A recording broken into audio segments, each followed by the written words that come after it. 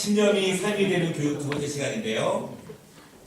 이 본문을 가지고 총 4번 제가 함께 교육적인 말씀과 또 특강을 전할 것인데, 다음 주까지는 교육적인 말씀을 전하고 마지막 4번째 시간에는 오늘 우리가 함께 읽은 본문 말씀을 보면서 현대인들이 가지고 있는 중요한 그러한 신념의 종류가 무엇이 있고, 그런 종념들의, 신념들의 어떠한 차이와 그리고 장점과 단점들이 어떻게 갈라지는가에 대해서 조금 더 높은 수준으로 우리의 신념을 바라볼 수 있는 시간을 가지려고 합니다. 지난주 말씀에서 같은 말씀을 똑같이 배워도 왜 다른가? 같은 말씀을 똑같이 듣지만 왜 삶의 기준이 다르고 믿음의 수준과 그리고 형태가 다른 이유에 대해서 말씀을 나눴습니다. 그것은 각 사람들이 가지고 있는 신념들의 차이가 있기 때문이다. 그렇게 말씀을 드렸습니다. 각 사람은 가치관의 차이가 있습니다. 그리고 그 가치관이 그 사람의 삶의 모습을 대부분 나타냅니다. 가치관은 그 사람의 전통과 경험이 그 밑바탕에 있다고 말씀을 드렸습니다. 어려서부터 전통적으로 함께한 것과 경험한 것들이 그 사람의 삶의 가장 중요한 부분에 자리 잡고 있습니다. 그리고 배우고 학습해 나아가는 그런 지식적인 부분들이 전통과 경험을 성찰하게 하고 수정시켜 나아가고 보완하게 하면서 그 사람의 삶의 기준을 점점 만들어낸다. 그렇게 말씀을 드렸습니다. 일반적인 사람과 믿음의 사람들이 다른 것은 그 가치관의 가장 윗부분에 우리 믿음의 사람들은 신앙적인 부분이 있다. 이렇게 말씀을 드렸습니다. 지식적인 부분으로 이해가 되지 않지만 믿음으로 받아들이는 부분이 분명히 있습니다. 우리는 그래서 성경을 과학적인 기준이 아니라 믿음의 기준으로 바라보게 됩니다. 믿음의 사람들은 일반 사람들과 분명히 다른 삶의 기준과 방향성이 분명히 있습니다. 믿음의 사람들은요, 자원성과 헌신성에 근거해서 예배를 드리고 기도하고 주의 일을 합니다. 그래서 세상적인 기준을 가지고 세상적인 지식을 가지고 이성과 합리성을 가지고 믿음의 사람들의 모습을 바라보면 그 사람들은 우리의 모습을 이해하기에 어려운 부분들이 굉장히 많습니다. 우리는 지식적인 것 그 우에 있는 신앙적인 신념이 있기 때문에 우리의 지식까지도 신앙적 신념으로 우리는 판단하고 수정하고 보완해 나가지만 지식적이고 이해되고 합리적인 부분으로만 살아가는 사람들은 우리 믿음의 사람들의 삶의 모습이 이해되기가 어렵다라고 하는 것입니다. 지난주 말씀의 결론은 이것이었습니다. 그렇다면 우리의 신념은 어떻게 결정되는가? 어떻게 형성되는가? 어떻게 만들어지는가? 그냥 자연적으로 시간이 지나면 우리의 신념이 아름답게 변화되고 그냥 내가 학습하다 보면은 자동적으로 자발적으로 우리의 좋은 신념들이 생겨나나? 그것이 아니라고 말씀을 드렸죠. 여러분, 일반적인 사람들도 계속된 배움과 계속된 학습이 있어야 합니다. 왜냐하면 배움과 학습이 멈추게 되면은 자신의 행동과 자신의 경험과 자신의 전통을 성찰하거나 되돌아보기가 점점 불가능하기 때문입니다.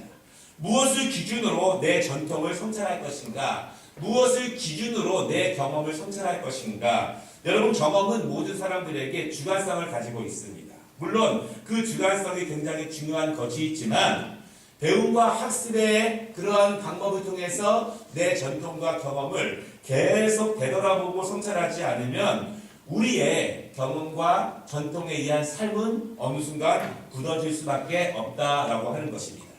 그러므로 우리는 일반적으로 보더라도 배움과 학습을 통해서 내 지적인 부분과 그리고 우리의 삶에 분명한 교훈이 되는 부분들을 내가 계속 주입하지 않으면 사실은 우리의 삶의 모습과 행동의 모습은 어느 정도 이상 더 성장하기 어렵고 늘 굳어진 모습으로 나아갈 수 있다라고 하는 것입니다. 왜 우리가 말씀을 배워도, 왜 신앙생활을 오랫동안 해도 왜 우리가 더 높은 수준의 모습으로, 제자의 모습으로, 성숙한 성도의 모습으로 성장하지 못할까?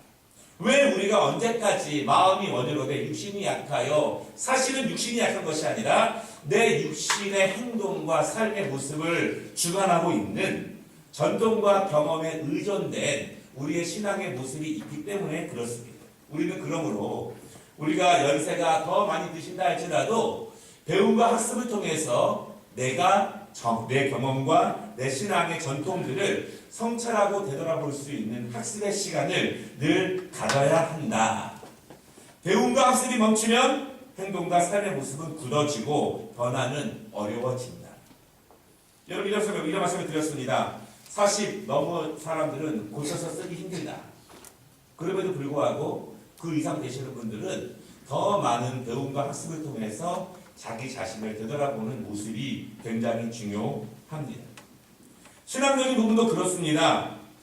우리가 지식적인 부분을 통해서 우리의 합리성을 증가시키는 것은 물론이고 하나님 말씀을 통해서 계속 배움과 학습이 채워지지 않으면 우리의 신앙도 그대로 자기의 전통적인 부분과 자기의 경험적인 부분에 머물러서 그것을 성찰하기가 너무나 어려워지게 됩니다. 정말 깊은 성찰이 있는 사람들은 더 화목하고 포용하는 마음이 있지만 어느 정도 지나다가 멈춰버리면 사실은 그 모습 그대로 굳어져 버리는 경우가 굉장히 많이 있습니다. 여러분, 사실은요, 많이 배운 사람일수록 본인이 지성적으로 충만하다고 생각하는 사람일수록 하나님의 말씀으로 채워지지 않으면 어떤 일이 벌어지냐면 지성으로 말씀과 신앙을 판단하려고 하는 시도들이 점점 많아집니다. 아무리 지식적인 것이 많이 있고 아무리 학위가 있고 공부를 많이 했어도 신앙적인 부분과 하나님의 말씀의 부분으로 우리의 지식을 성찰하고 그리고 그것을 반성하고 그리고 그것을 수정하지 않으면 신앙의 모습은 있는 것처럼 보이지만 지성적인 모습과 지식적인 모습을 가지고만 하나님의 말씀과 신앙의 모습과 믿음을 평가하러 든다라고 하는 것입니다. 우리는 그러므로 하나님 말씀을 통해서 정말 내 전통, 내 경험, 내 지식, 하나님 말씀에 대한 탐구와 학습과 배움을 통해서 자기 자신을 끊임없이 되돌아보는 성찰의 깊이가 깊을수록 우리는 성장의 발판을 마련할 수 있습니다. 성찰이 없으면 사실은 성장이 거의 불가능합니다. 여러분 원래 교육의 가장 중요한 목적 중에 하나는 성찰입니다. 자기 반성적인 것, 자기 성찰적인 것. 우리가 그 말씀을 통해서 교육을 통해서 나를 되돌아보는 훈련이 있어야 객관적인 모습 가운데 빈자리를 채울 수 있고 더 나아갈 수 있는 도전과 동기를 받을 수 있지만 그것이 안 되면 알지 못하는 교만함과 자만함 때문에 그 자리에 머물 수 있는 모습이 훨씬 더 많아지게 됩니다. 여러분 그렇다면 우리 신앙인들, 우리 믿음의 사람들에게 어떻게 신앙적인 부분을 우리는 배움과 학습을 통해서 얻어갈 수 있을까라고 하는 것이죠. 여러분 과거에는요 우리의 신앙과 학습을 위해서 가장 중요한 그러한 모습은 설교였습니다. 과거에는 분명히 그랬습니다. 현재는 아닐 수 있다는 그런 말씀입니다. 하나님께서 나를 향한 직접적인 말씀으로 설교를 받아들이던 때가 분명히 있었습니다. 그 말씀으로 나를 성찰하고 나를 반성하고 회개하고 나를 변화시키는 말씀으로 봤던 시절이 분명히 있었는데 현대 교회 설교는 그렇지 않은 부분이 굉장히 많이 있습니다. 현대의 설교는요 하나님의 말씀으로 성도를 깨우고 삶을 변화시키기보다는 삶의 위로를 주고 희망을 주고 잘 될 수 있다는 긍정적인 마인드를 주고 풍성해질 수 있다는 마음 말씀으로 점점 변해가기 시작합니다. 그래서 교회에 오면 안정이 생기고 위로를 받고 힘을 얻고 왜 신앙생활을 하십니까? 마음의 평강을 얻기 위해서 그렇습니다. 과거에는 하나님 말씀으로 우리를 되돌아보고 깨우치면서 예수님이 걸어가신 그 십자가의 길을 걸어가는 것이 목표였다면 지금은 더 이상 그런 부분이 강조되고 있지 않다라고 하는 것입니다. 지금은 분명하게 하나님의 말씀만으로 자기의 생각과 삶을 수정시키고 변화되는 그러한 중요한 통로로, 교육적 통로로 하나님의 말씀이 이용되고 있느냐라고 말한다면 아닌 경우도 굉장히 많아지는 거예요. 여러분 100명이 있고 1000명이 있어도 설교하다 보면 그 모습을 순간순간 보면서 받아들이는 모습을 바라보게 됩니다. 얼마나 많은 학생들이 핸드폰을 하고 있고 집중을 하지 않고 그리고 또한 그 말씀을 그냥 받아들이는 모습들도 굉장히 많이 바라보게 됩니다. 하나님 말씀을 정말 집중하고 정말 하나님 말씀을 통해서 나를 변화시킬 수 있는 하나님의 음성으로 그 말씀을 내가 받고 적용하지 못한다면 사실은 하나님의 말씀을 통해서 나의 경험과 전통과 지식을 되돌아볼 수 있는 기능은 점점 약해져 간다고 말할 수 있습니다. 여러분 집에 가서 설교 말씀을 기억하고 적용하고 반성하고 시간을 내어서 되돌아보는 사람들은 많지 않죠. 우리가 그런 것들을 조금씩 보완하기 위해서 셀 교재를 말씀을 요약해서 한 번 더 말씀을 되돌아보고 적용하자라고 하는 의미로 그 말씀을 이렇게 삼게 됩니다. 그러면 우리는 어떻게 신앙적인 부분에 있어서 배움과 학습을 통해서 내 신념을 계속 되돌아보고 내 신념을 조금 더 높은 수준으로 인도해 나아갈 수 있는가? 첫째는 1차적으로 다시 한번 과거에 그랬던 것처럼 하나님의 말씀을 대하는 자세를 보다 더 신중하고 그리고 집중하는 모습이 우리에게 필요합니다. 하나님 말씀을 통해서 내가 더욱더 수정해 나아가고 성찰하고 그 말씀이 나를 향한 말씀으로 받아들이는 믿음이 보다 더 강조되어야 한다라고 하는 것입니다. 이런 말씀을 드렸습니다. 지난번에 말씀을 드린 적이 있지만 어떤 분이 이렇게 얘기했다는 거예요. 다른 교회에서 왜 목사님은 나를 찌르는 말씀만 하시니까? 그때 그렇게 말씀하셨대요. 하나님께서 당신을 찌르는 말씀이 아니면 도대체 누구를 찌르는 말씀을 하시겠습니까? 하나님의 모든 말씀은 각각의 사람들에게 향하고 있다는 사실을 우리는 믿습니다. 그것이 때로는 찌르기도 하고 위로를 주고 때로는 기쁨을 주고 때로는 소망을 주지만 그 말씀을 통해서 나를 되돌아보고 아버지께서 나를 더욱더 성숙하고 장성한 분량으로 인도하시기 위한 하나님의 말씀을 집중적으로 받는 훈련들이 사실은 지금은 점점 식어져 가고 있습니다. 솔직히 말씀드려 부끄러운 것이지만 목동이나 강남에 가면 갈수록 십자가, 고난, 제자도, 헌신, 충성을 강조하는 말씀들은 사실은 점점점 사라지는 것이 사실입니다. 2차적으로 여러분, 우리는 말씀 공부를 위해서 특별한 시간을 내어야 한다라고 하는 것입니다.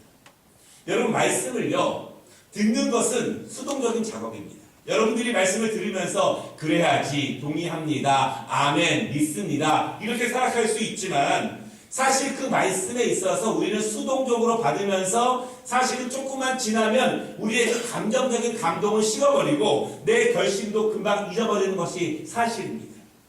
그러면 이 하나님 말씀을 다시 한번 생각하고 적용의 통로로 나아가는 길은 사실은 소그룹을 통한 성경 공부가 굉장히 유익합니다. 왜냐하면 여러분 설교 말씀 듣기 전에 그 말씀을 예습해오는 경우는 별로 없지 않습니까?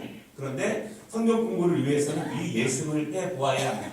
미리 생각을 해보아야 합니다. 그리고 성경 공부 시간을 통해서 말씀을 더욱더 깊고 다양하게 내가 몰랐던 부분까지도 나눌 수 있는 은혜가 됩니다. 설교를 통해서는 제가 여러분에게 전하는 것만 일반적으로 듣게 되지만 성경 공부를 통해서는 다른 사람들이 그 부분을 어떻게 생각하고 어떻게 적용하는 다양한 말씀들을 함께 나눌 수 있는 시간이 됩니다. 그리고 항상 그 말씀은 우리에게 성찰과 적용에 대한 시간을 제공해 준다라고 하는 것입니다. 여러분 다시 말씀드리면 모든 교육적인 작업을 통해서 강의를 듣기만 해서 성적이 오르거나 강의를 듣기만 해서 그 사람이 성장하는 경우는 거의 없습니다. 그 내용이 나에게 예습되어지고 복습되어지고 그 내용이 나를 적용시키고 그 교육의 내용대로 내가 변화시켜 갈 때에 그 내용이 나에게 은혜가 되고 능력이 되고 성숙이 되는 것이지 일방적으로 수동적으로 앉아서 듣기만 해가지고는 사실은 교육적인 효과는 굉장히 약합니다. 물론 우리는 이 설교 말씀을 통해서 성령님의 역사를 기대합니다. 정말 우리가 이 말씀을 통해서 성령님이 나를 만져주시고 주관해 주시고 인도하시기를 기대합니다. 그러나 사람마다 그 기대하는 집중력의 차이가 많이 날 수밖에 없는 것이 우리의 모습이기 때문에 우리는 특별한 시간을 내어서 성경 공부하는데 더 많은 투자 그리고 성경 공부를 집중적으로 해 나아갈 필요가 있습니다. 세 번째는요. 관심 있는 분야와 주제에 대한 독서를 통해서 신앙적 지식의 범위를 더욱더 넓혀갈 필요가 있습니다. 여러분 신학적인 책들이 우리나라에서 별로 안 팔리는데요. 사실은 그 책들을 성도들이 많이 읽어야 합니다. 어떤 경험담이나 간증이나 그런 것 말고 정말 이 말씀과 이 세계 가운데에서 하나님이 일하시는 것과 또한 곳곳에 있는 것들을 우리가 좀 더 그 주제와 그리고 말씀에 대해서 깊이 탐구할 필요가 있다라고 하는 것입니다. 우리는 그렇게 일방적으로 수동적으로 주입되는 말씀을 주입되는 것에서부터 내가 적극적으로 능동적으로 찾아 나아가는 말씀의 탐구가 이루어진다면 우리는 신념이 보다 더 긍정적인 방향으로 성장해 나아갈 수 있습니다. 여러분 반대를 말해보겠습니다. 교육에 있어서 수동적으로 받는 교육의 성장 가능성과 내가 능동성을 가지고 탐구해 나아가는 것을 통해서 얻어지는 교육의 성과와 열매는 확연하게 다를 수밖에 없다는 말입니다.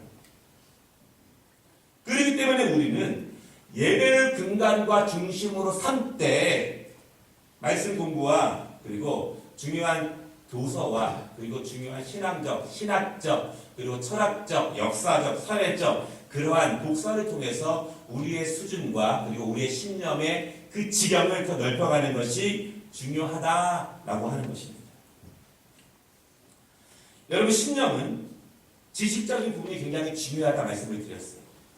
꼭 지식이라고 하는 것은 학교에 다니거나 책만을 통해서 얻어지는 것은 아닙니다.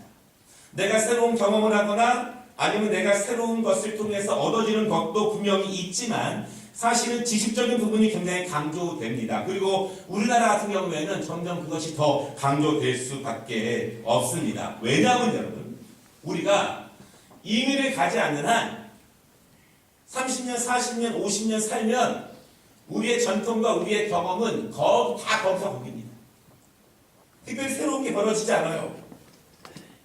우리의 경험과 전통은 새로운 것이 얻어지기에 거의 불가능한 시기에 접어들지만 지식적인 부분은 계속 우리를 공급시킴으로써 또 다른 부분을 채워갈 수 있는 여지가 계속 있다라고 하는 것입니다. 여러분 그래서 하나님께서는요 이 신앙적인 틀 그리고 하나님의 사람들의 높은 수준의 신학적인 면을 형성시키기 위해서 하나님은 이스라엘 백성들에게 자발적으로 성장하라고 말씀하시지 않았습니다. 자발적으로 그들이 자라기를 원하신 것이 아니라 하나님은 그들에게 율법을 주셨습니다. 먼저 부르셨죠? 아브라함을 부르셨습니다. 그리고 율법을 주셨습니다. 선지자를 주셨고 제사장을 주셨습니다. 자발적으로 경험하고 그들이 느끼고 깨달아서 하나님의 뜻을 알아가라고 주신 것이 아니라는 것이에요. 주신 말씀의 근거에 살아가고 주신 말씀의 근거에 예배드리고 주신 말씀을 근거해서 이 땅을 누리며 살아가라고 말씀을 주신 것입니다. 여러분 어린 사무엘이요. 하나님이 그를 부르실 때 알아듣지 못했습니다. 영적인 것과 현실적인 모습들이 같이 어우러졌을 때 어린 사무엘은 전혀 이해하지 못했습니다. 만약 엘리 제사장이 그 의미를 알려주지 않았다면 하나님의 부르심에 응답하는 법을 알려주시지 않았다면 사무엘은요 자발적으로 알아듣기에 굉장히 어려웠을 것입니다. 우리는 주의 종을 통해서 우리에게 얻어지는 것이 사실은 하나님의 뜻을 알아듣고 내가 나아가는 데 있어서 그 길을 더욱더 단축시키는 역할을 분명하게 할 수 있습니다. 어떤 경우에 만약의 경우에 자발적으로 알아들을 수 있기도 하겠지만 그것보다는 하나님 말씀을 듣고 지도를 받는 것이 더 빨리 그것을 알 수 있는 은혜가 되기도 합니다. 사울은요 전쟁에서 싸우기 위해서 사무엘을 기다리지 않습니다. 자신이 직접 제사를 인도합니다. 그가 스스로 생각하기에 그렇게 해도 된다고 경험했고 믿었습니다. 그의 지식적인 부분으로 그렇게 판단을 했습니다. 만약에 사울이 사무엘의 강한 질책을 받지 않았다면 사무엘이 강하게 가르치지 않았다면 사울 스스로 어느 날인가 깨달아 알 수 있을까요? 몰랐을 것 같아요. 평생 그렇게 했을 것 같습니다. 하나님의 말씀에 대해서 분명하게 제시하고 교훈하지 않으면, 학습받지 않으면 스스로 자발적으로 깨달아 알아가기에는 너무나 어렵다라고 하는 것입니다. 우리가 학습을 통해서 새로운 지식을 얻고, 그리고 기존의 지식들을 다시 재확인하면서 재점검하고 다시 돌아보면서 얻어지는 유익이 있습니다. 여러분, 제가 지난주에 어떤 말씀을 드렸냐면, 우리의 신념의 차이가 어떤 차이를 나타내는가에 대해서 세 가지로 말씀을 드렸는데, 우리가 하나님 말씀과 지식적인 부분과 또한 교훈과 학습을 통해서 계속 충전이 되어지면 그 세 가지 부분이 또 다른 변화를 일으키게 됩니다. 첫째로, 하나님의 말씀의 탐구를 통해서 긍정적인 학습과 배움의 길로 나아가게 되면 우리의 결정과 판단의 근거가 달라집니다. 분명히 달라집니다. 전에는 자신의 지식에 의해서 신념을 세웠고 그것에 따라서 결정과 판단을 했지만, 하나님 말씀을 더욱더 깊이 공부하면 공부하고 탐구하면 탐구할수록 우리의 신념과 신앙과 행동의 기준들은 달라질 수밖에 없습니다. 말씀을 가르치거나 성경 공부를 제안할 때 제일 어려운 부분이 무엇이냐면, 그거 그 전에 배웠는데요, 10년 전에 배웠는데요. 여러분, 그렇지만요, 하나님 말씀은요, 그 사람의 신앙의 수준에 따라서, 성장의 수준에 따라서 이해력이 달라집니다. 그리고 그 사람의 장성하는 분량에 따라서 하나님의 말씀을 받아들이는 것이 달라집니다. 어떤 책을 읽는데요, 제가 읽을 때에는 한 페이지 넘기기도 굉장히 어려운데 책 한 권을 2-3시간 만에 다 읽었습니다, 이렇게 말하는 분도 있습니다.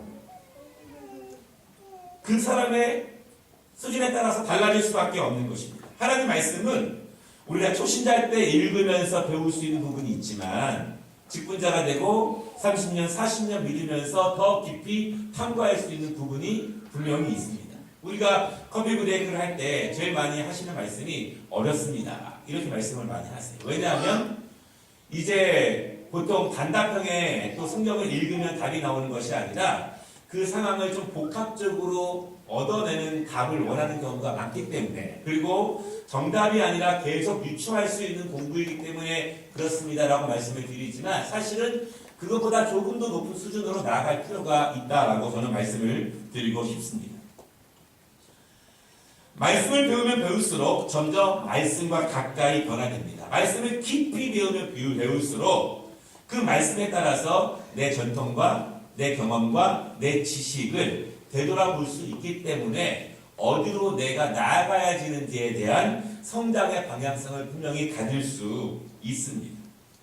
두 번째, 하나님 말씀을 능동적으로 탐구해 나아갈 때 얻어지는 것은 도덕과 윤리의 기준이 분명히 달라집니다. 여러분, 윤리학자들은요, 그 나라의 교육적 수준을 높이는 데 큰 힘을 기울입니다. 우리가 지금까지는 이제 중학교 의무 교육이었지만 고등학교 의무 교육까지도 나아가지 않습니까? 여러분, 독일 같은 경우에는 대학생도 다 무료입니다. 교육적 수준이 높아지지 않으면 사실은 그 민족의 평균적인 도덕성이 더 이상 올라가지 않는다, 이렇게 평가됩니다. 여러분, 그렇다고 해서 교육을 많이 받은 고위공직자들이 그들의 지식만큼 정직한가? 그렇지 않을 수 있습니다. 많이 배워도 안 그런 사람들이 분명히 있습니다. 평상시에는 의젓하고 윤리적으로 잘 아름다워 보이지만 결정적인 순간, 특히 자신의 이익과 자신의 명예가 걸려있는 순간에 한없이 추락하는 이중적인 모습을 우리는 보기도 합니다. 그럼에도 불구하고 우리는 배움과 학습을 통해서 높은 도덕적인 수준과 그리고 이 하나님이 인간에게 주신 아름다운 이 세상을 꾸려나갈 수 있는 기준을 새롭게 제시받을 수 있습니다. 우리가 학습을 통해서 하나님 말씀을 깊이 공부하다 보면 하나님께서 이 땅을 어떻게 만드셨고 그 아름다움과 그 선함과 그 진리 가운데에서 어떻게 꾸려나가시기를 원하시는지를 우리가 배워갈 수 있습니다. 그러면 우리의 진리의 기준이 높아질 수 있습니다. 우리의 선함의 기준이 높아질 수 있습니다. 우리의 아름다움의 기준이 높아질 수 있습니다. 자동적으로 얻어지기도 하지만 하나님의 말씀을 깊이 공부하면 공부할수록 그 기준을 우리가 분명하게 알아갈 수 있습니다. 또한 하나님의 형상으로서 어떻게 내 안에 계신 하나님의 형상을 우리가 충만하게 이루어 갈 수 있을지에 대한, 그리고 하나님의 형상을 입은 우리의 몸이, 우리의 마음이, 정신이 이 공동체에서, 이 사회에서, 이 세계에서 무엇을 향해서 이루어 나아가야 할지에 대해서 분명히 배울 수 있는 것이에요. 여러분, 배우지 않아도 착하게 살 수 있습니다. 그러나 착한 것과 정결한 것은 다른 것이고요. 착한 것과 거룩한 것은 다릅니다. 착한 것과 하나님의 뜻을 구체적으로 이루어 가느냐, 그 사명을 이루어 가느냐, 그것은 다른 문제다라고 하는 것입니다. 만약에 여러분, 집에서 하던 버릇을 학교에서나 또한 밖에 나가서 그대로 하게 된다면 이 사회의 도덕적 수준은 높아지기에 불가능하겠죠. 가정에서 학교에서 제대로 가르쳐야 윤리적인 수준이 높아질 수밖에 없습니다. 자기 나라에서 하는 버릇을 다른 나라에 가서도 그대로 하면 문화적 수준과 윤리적 수준에 대해서 손가락질을 받습니다. 자발적으로 고쳐지기 어렵습니다. 배워야 하고 가르침을 얻어야 하고 학습이 필요합니다. 배워야 내가 그 나라의 질서를 배울 수 있고 배워야 내가 그 질서에 합당하게 따라갈 수 있다라고 하는 것입니다. 하나님의 말씀을 배워가면 그 말씀을 통해서 우리의 윤리관과 도덕성을 분명하게 배우게 됩니다. 세 번째로, 하나님의 말씀을 능동적으로 탐구해 나아갔을 때 우리의 삶의 패턴이 달라집니다.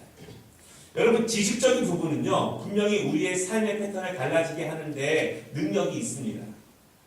여러분, 몇 년째 가장 많이 팔리는 책의 종류가 있는데 자기 개발서입니다. 왜 읽을까요? 현재 삶에 대해서 만족을 못 느끼기 때문에 그럴 수 있고요. 또 현재보다 더 나은 삶의 방향과 긍정적인 방향으로 변화가 필요하다는 것을 느끼기 때문에 그런 것들을 보게 됩니다. 또한 내가 조금 더 성장해야 되고 성숙해야 된다는 것을 알기 때문에 그런 책을 읽게 되고 학습을 원합니다. 먼저 그 길을 간 사람들, 먼저 변화를 이룬 사람들의 모습을 보면서 건강하고 행복한 모습을 꿈꾸면서 그러한 책들을 접하게 되죠. 그리고 결심하게 됩니다. 그리고 계획을 수립하고 목표를 바라보게 됩니다. 조금씩 노력합니다. 정말 이루는 사람도 있지만 그렇지 못한 사람들도 굉장히 많기 때문에 그러한 책들이 점점 더 많이 팔리게 되는 것입니다. 배워야 느끼게 되고 학습하고 읽으면 나를 돌아보게 되고 내가 지금 살아가는 것보다 조금 더 높은 수준의 삶의 방향성에 대해서 제시를 받을 수 있습니다. 물론 학습하지 않아도 막연하게 변화의 필요성을 느낄 수 있고 학습하지 않아도 막연하게 어떤 아름다운 것을 꿈꿀 수 있습니다. 여러분, 그렇지만 막연한 것은 항상 있습니다. 늘 막연해. 10년 전에도 막연했고 지금도 막연하고 20년 후에도 막연할 것입니다. 막연하게 생각하는 것보다 분명하게 학습하고 배움을 통해서 자기 자신을 깊이 성찰하고 변화와 방향을 잡아가고 그리고 자신이 바라는 길을 늘 확인하면서 간다면 생각하던 것보다는 막연한 것보다는 조금 더 분명한 삶의 패턴으로 우리가 나아갈 수 있다라고 하는 것입니다. 3시가 되었기 때문에 마치도록 하겠습니다. 다음 주는 이것을 우리 믿음의 공동체에서 어떻게 이루어 갈 수 있는가에 대해서 말씀을 나눠보도록 하겠습니다. 기도하겠습니다.